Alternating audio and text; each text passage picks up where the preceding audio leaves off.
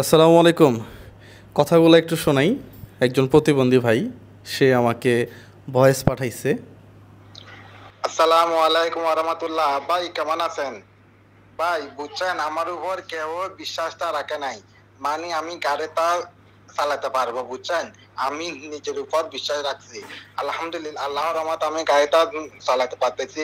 ভাই আপনাকে অসংখ্য ধন্যবাদ। আল্লাহ আপনাকে উত্তম প্রতিদান দান করুক।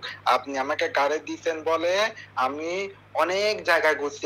আজকে সারাদিন ঘুরছি, বুঝছেন ভাই। বিশ্বাস করেন, আমি আজকে সারাদিন ইচ্ছা মতো ঘুরছি। ইনশাআল্লাহ প্রতিদিন ইচ্ছা মতো ঘুরবো। আল্লাহ আপনাকে উত্তম প্রতিদান দান করুক ভাই। আপনি এরকম মানুষদের ভাই পাশে থাকেন, বুঝছেন। এই যে ফিলিংসটা না, এইটা আপনি কোটি টাকা দিয়ে পাবেন না। অনেকেই অনেক ধরনের কথা বলবে ভালো কাজ করতে গেলে, কিন্তু এই যে প্রতিবন্ধী, সে 12 বছর একটা ঘরের মধ্যে ছিল। সে 12 বছর পরে আজকে এসে সে দুনিয়ার আলো দেখতেছে। এটা কিন্তু যাতা মুখের কথা না। এখন আপনি যেভাবেই নেন না কেন, আমাকে যারা পিছন থেকে সাপোর্ট দেয়, আমি কখনোই আমার ভিডিওতে কোনো বিকাশ নাম্বার দিই না, কোনো নগদ নাম্বার দিই না, কোনো অ্যাকাউন্ট দিই না। যার একেবারেই কিছু কিছু শুভাকাঙ্ক্ষী আছে আমার, হ্যাঁ, যারা খুব বিশ্বাস করে আমাকে ভালোবাসে, তারা টুকটাক করে কিছু সাপোর্ট দেয়। এবং আমার কিছু অর্থ, আমি ফেসবুক থেকে যে অর্থ ইনকাম করি, এটা দিয়ে আমি অনেক ভালো কিছু করতে পারতাম, কিন্তু আমি রাস্তা অন্যটা বেছে নিছি। আমি আমি চিন্তা করি যে এটা আপনাদের টাকা, তো এই টাকাটাই আমি যেন মানুষের কল্যাণে কাজে খাটাইতে পারি, জাস্ট এতটুকুই। আমি একটা চাকরি করি, সকাল 9টা থেকে একেবারে 6টা পর্যন্ত আমি এখনও চাকরি করি, এবং আমি চাকরিটা কন্টিনিউ করব। আমার অফিস আমাকে খুব সাপোর্ট দেয়, এটা সত্য কথা। কাজের ফাঁকে আমি অনেক কাজ করে ফেলি। একটু কাজ ভাগ করে নিলে অনেক কাজ করা যায় আসলে।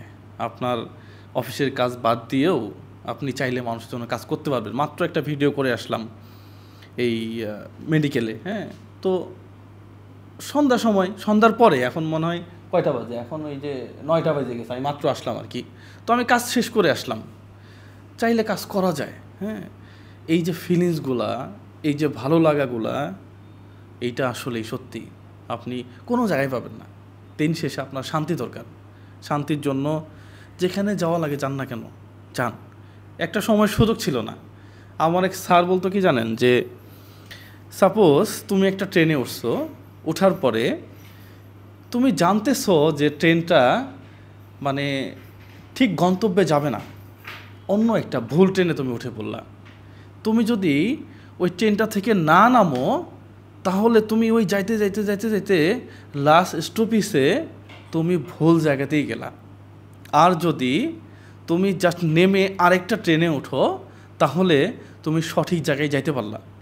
মানে আমি প্রথমে যখন শুরু করি, নর্মালি আমি কখনোই ফানি ভিডিও এবং খারাপ কোনো ভিডিও বানাই নাই।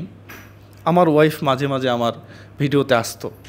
একটা সময় গিয়ে আমার কাছে মনে হলো যে না, আসলেই আমার রাস্তাটা চেঞ্জ করা উচিত।